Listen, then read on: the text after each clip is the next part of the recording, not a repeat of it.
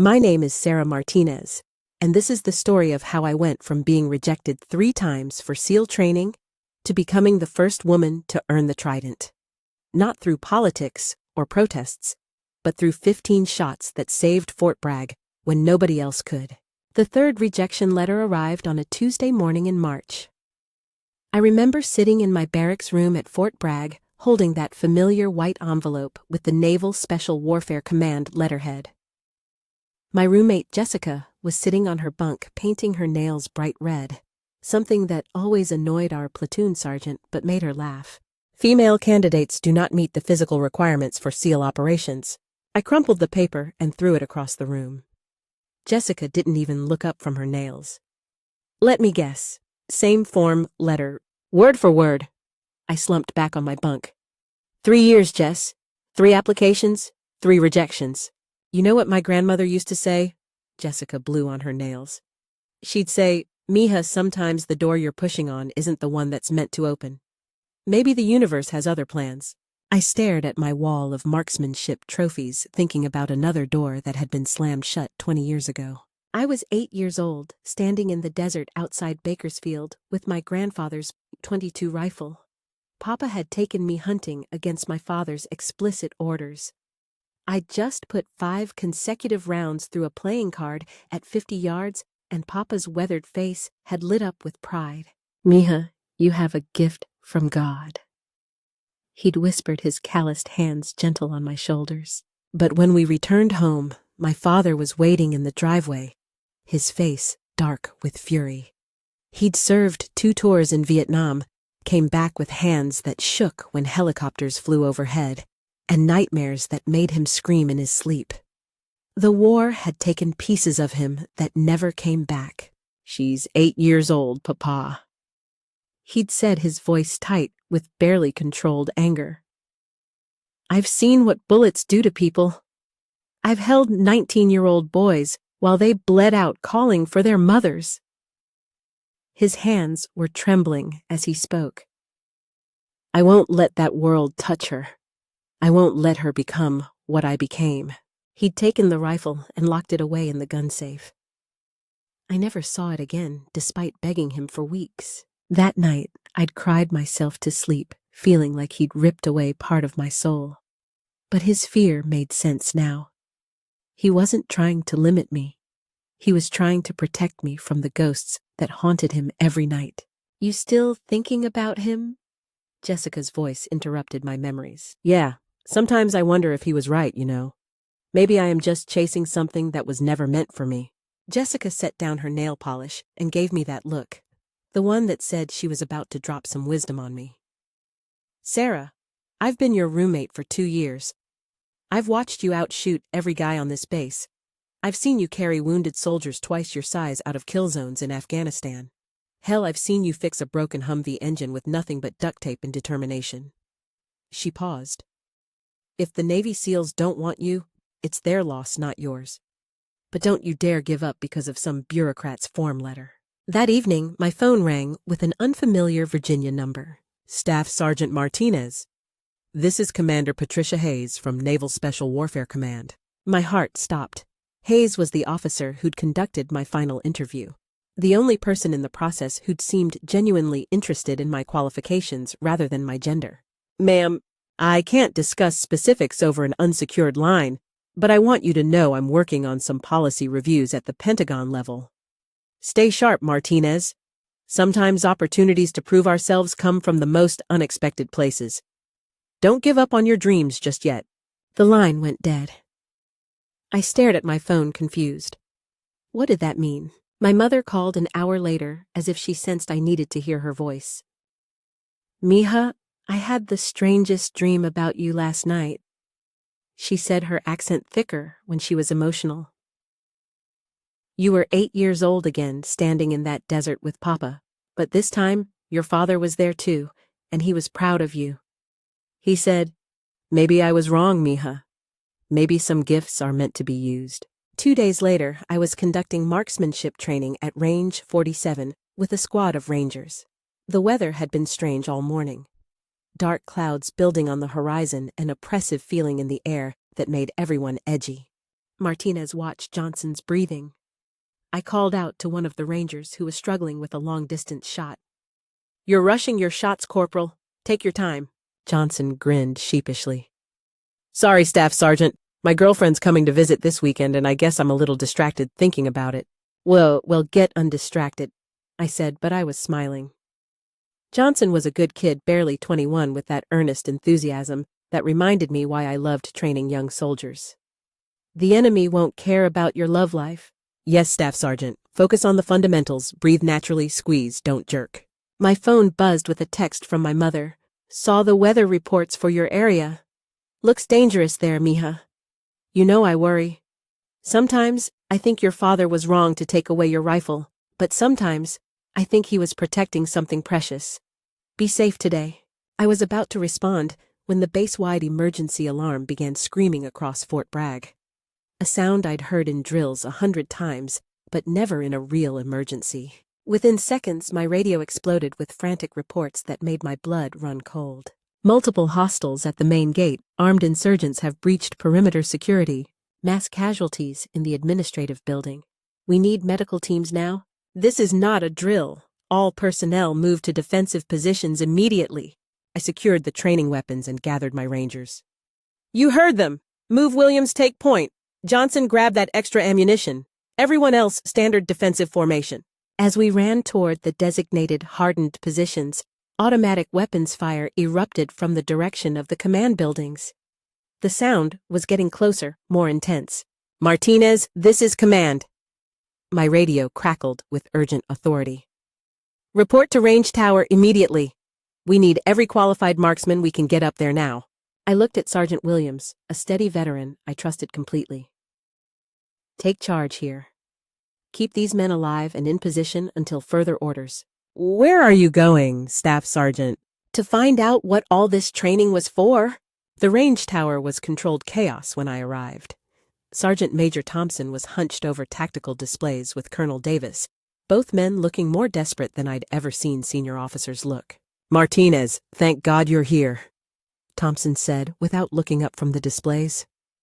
"We've got 15 confirmed hostiles with professional-grade military weapons, and they're systematically hunting down and eliminating our personnel across the entire installation." I studied the tactical display, feeling my stomach drop. Red markers scattered across the base like drops of blood.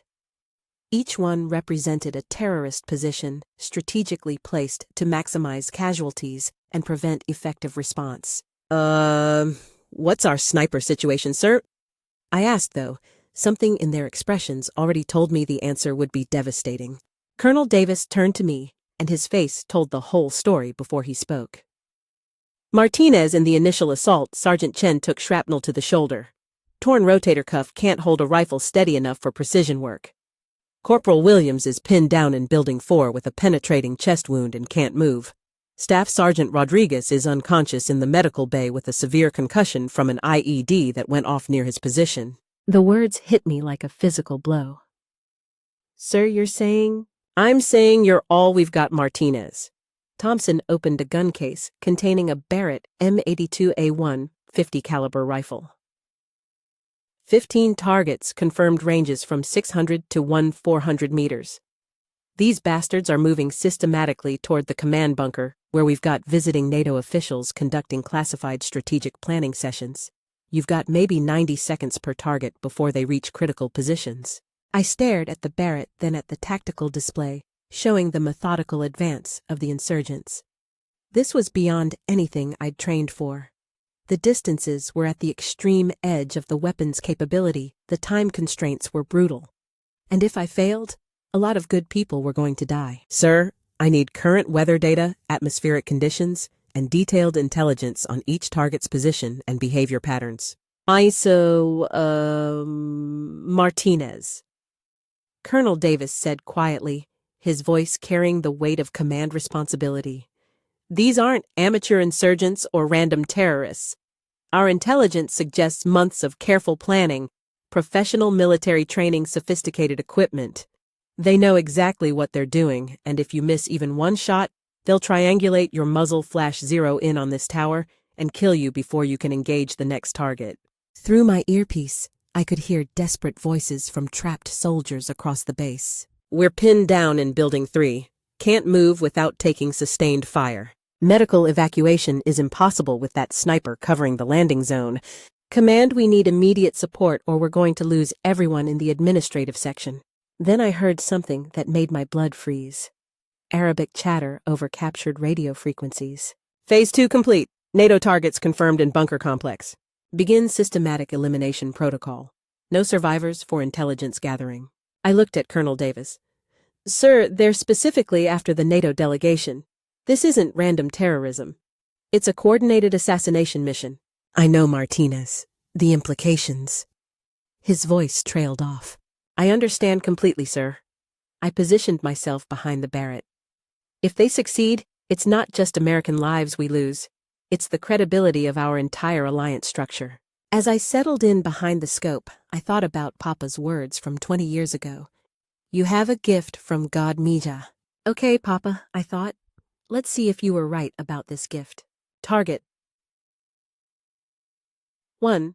847 meters administrative building roof. Through my scope, I could see him clearly. A professional soldier with quality equipment methodically engaging American positions below with accurate fire. Each shot he took meant another American soldier in danger. I controlled my breathing, drawing on thousands of hours of training. My heart rate slowed to the steady rhythm I'd practiced until it became second nature. The crosshairs settled on the target's center mass. The .50 caliber round left the barrel with a thunderous crack. 1.2 seconds later, the insurgent dropped. "Target 1 eliminated." I reported, already scanning for my next engagement. Jesus Christ, Martinez. Thompson's voice came through my earpiece. "That was over 800 meters in these wind conditions." "Just getting started, sir. Transitioning to Target 2. Target 2 presented increased complexity. 127 meters away, in a second-story window partially concealed, and moving with tactical training. I adjusted my scope elevation and calculated wind drift, while memories of Afghanistan flooded back. Similar shots against Taliban snipers who'd been hunting my convoy. The insurgent was cautious, only exposing himself for seconds at a time. I waited, crosshairs steady on the window frame. When he appeared to take his next shot, I was ready. Clean elimination. 2 down, 13 to go, I transmitted. Over the next 20 minutes, I entered a zone of focus, unlike anything I'd experienced. Each shot required instant calculations, wind distance, target movement. But somehow, my mind processed it all automatically. Target 3, 203 meters, moving target sprinting across open ground. This reminded me of hunting with Papa, the way he'd taught me to lead a running deer. Don't aim where he is, mija. Aim where he's going to be. The insurgent dropped mid-stride. Target 4, 956 meters, heavily concealed behind concrete barriers. This brought back memories of Kandahar, where patience meant survival. I waited through 2 false exposures before catching him during a brief window. Direct hit. Target 5 for 387 meters, pushing the absolute limits of the weapon system as storm clouds continued building. Deteriorating light conditions made this shot nearly impossible. I closed my eyes for 5 seconds to reset my visual acuity. When I reopened them, the target was clearly defined. The round took nearly 1.4 seconds to reach target. Perfect hit. Each successful engagement brought desperate relief from my trapped comrades. "The sniper on Building 6 is down. We can move our wounded." "Whoever's making these shots just saved our entire squad." But the remaining insurgents weren't amateurs. They'd realized they were being systematically eliminated and were adapting to positions that made targeting extremely difficult. Target 9 almost ended everything. He was positioned in a basement window of the supply building, 1089 meters away.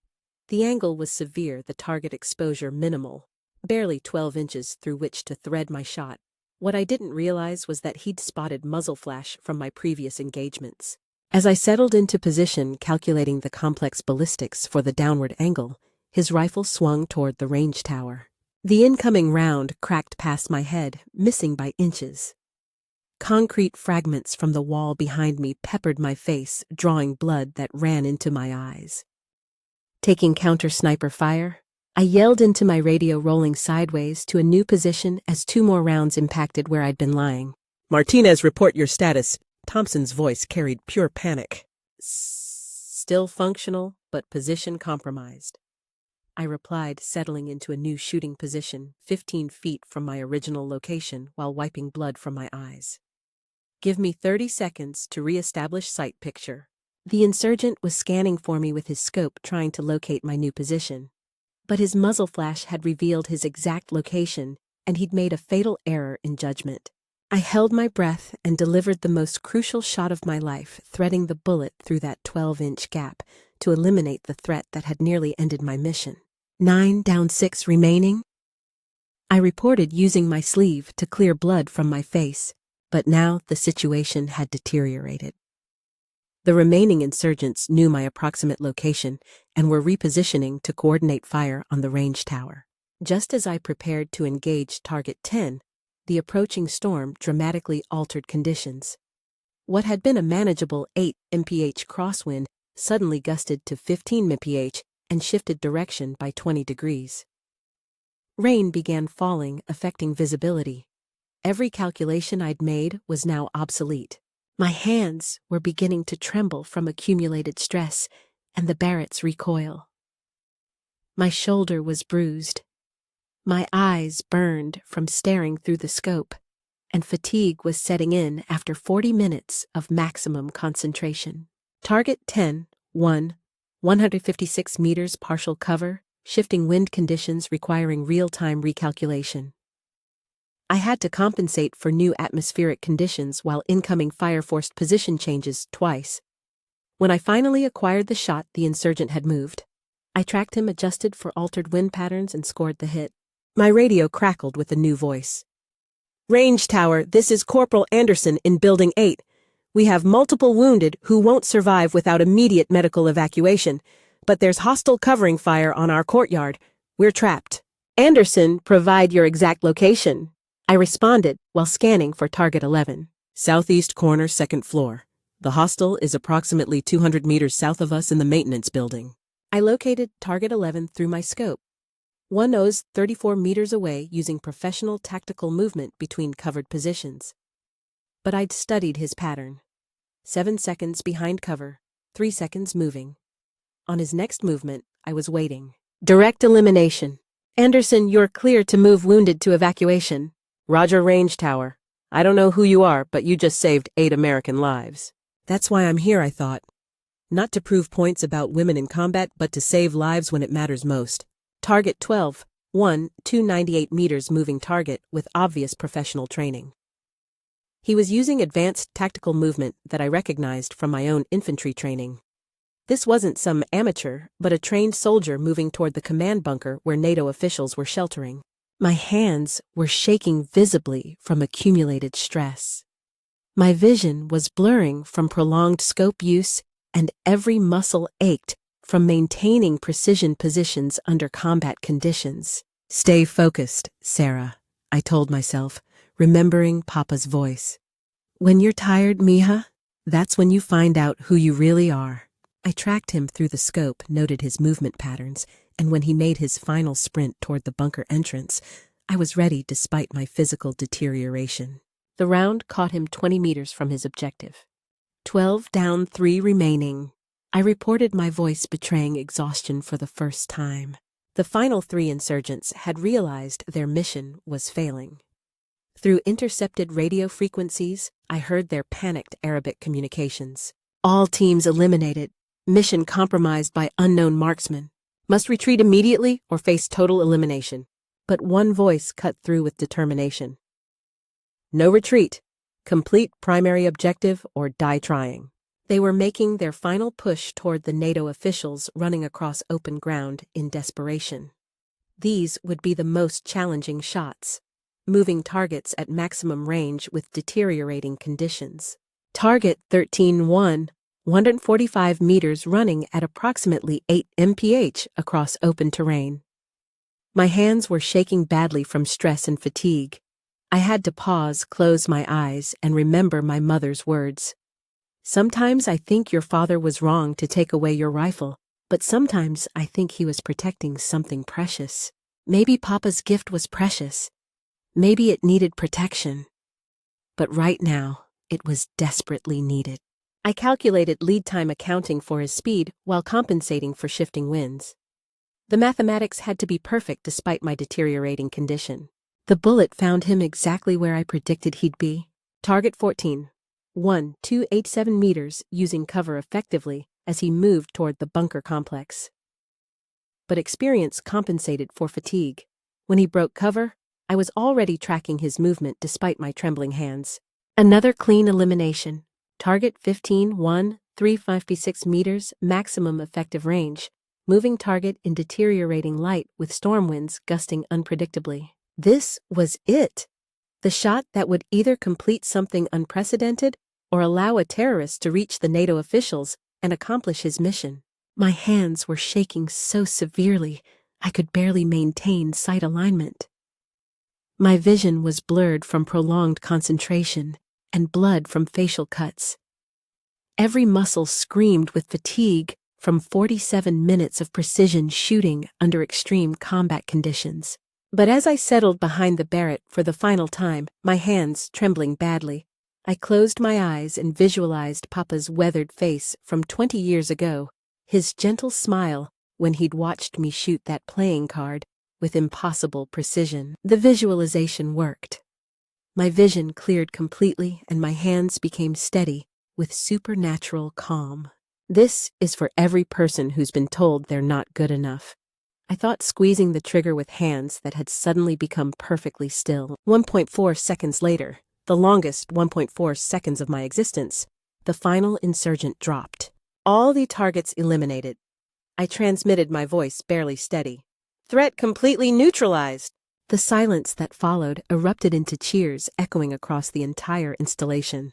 20 minutes later, Colonel Davis arrived at the range tower with medical personnel and reinforcements.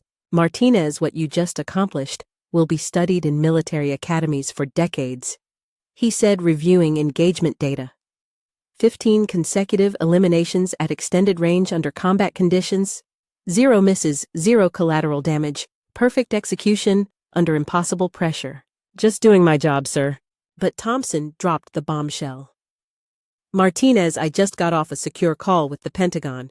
Commander Hayes has been monitoring this situation from Washington. She's been pushing for policy changes for months, and your performance today just became her centerpiece evidence. The pieces suddenly clicked. Hayes hadn't known about the attack. That would have been impossible. But she'd been preparing for exactly this kind of situation where performance under pressure would speak louder than any policy debate. 3 hours later, I found myself in a secure briefing room with a video link to the Pentagon. Admiral Richardson appeared on screen. The same man whose signature had been on all 3 of my rejection letters. Staff Sergeant Martinez, I've reviewed your complete performance analysis from today's engagement. 15 targets eliminated at ranges from 847 to 1,356 meters, 0 misses, mission accomplished under impossible conditions. He paused, clearly struggling with what came next. I'm not going to lie to you, Martinez. There are people in this organization who still believe women don't belong in special operations. They have legitimate concerns about unit cohesion and physical standards. Another pause. But what you did today transcends every argument they've made. You didn't just meet the standard, you exceeded what we expect from our most experienced operators. The room fell silent as he prepared to speak words that would change military policy forever. I'm personally inviting you to attend SEAL training as part of a pilot program. You'll face the same standards as every other candidate. No modifications, no special considerations. If you can meet those standards, you'll earn the Trident. Sir, I accept without reservation. Bud S training was everything I'd expected, and worse. The instructors pushed me harder than any other candidate looking for any excuse to wring me out. Some classmates resented my presence, convinced I was getting special treatment. I wasn't. If anything, standards were higher for me. Hell Week nearly broke me completely. During surf torture, lying in the freezing Pacific while waves crashed over us, I thought about quitting dozens of times. My body was shutting down from hypothermia, my mind fragmenting from sleep deprivation. But every time I considered ringing the bell, I remembered those 15 shots at Fort Bragg, the lives that had hung in the balance, the weight of responsibility and opportunity. I thought about my father's nightmares and my mother's prayers. When I finally graduated 6 months later, I wasn't first in my class. I was 5th out of 18 who finished. But I'd made it through the most demanding military training in the world, meeting every standard, earning my place through performance.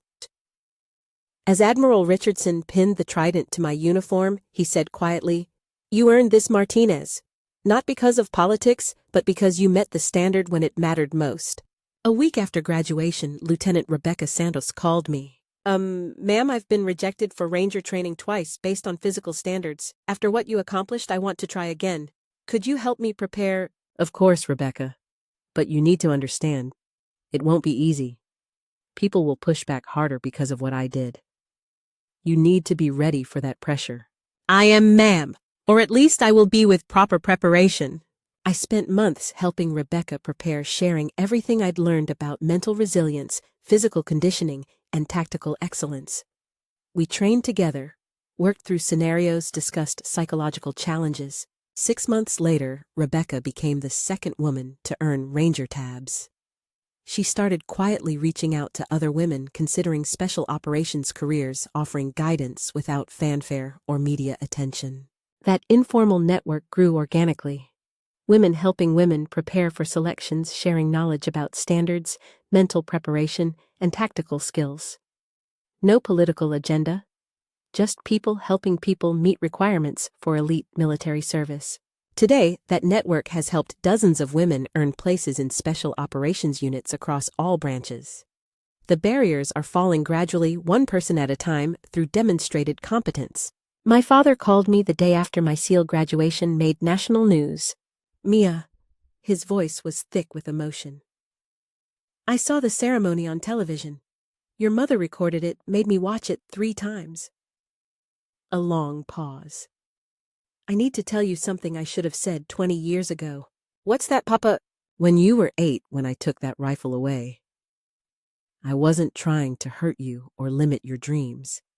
I was trying to protect you from the darkness. I'd seen the things war does to people. His voice broke. But watching you save all those lives at Fort Bragg, seeing you graduate from the hardest military training in the world. Maybe some people are meant to walk into that darkness so others don't have to. "I know, Papa. I understand now why you were scared." "But it did change you, didn't it? Just not in the way I feared. It made you stronger, more capable of protecting others. I'm proud of you, Mija. Prouder than I've ever been of anything in my life." That conversation meant more to me than any medal or recognition. People often ask if I single-handedly changed the military's approach to women in combat roles. The honest answer is not really.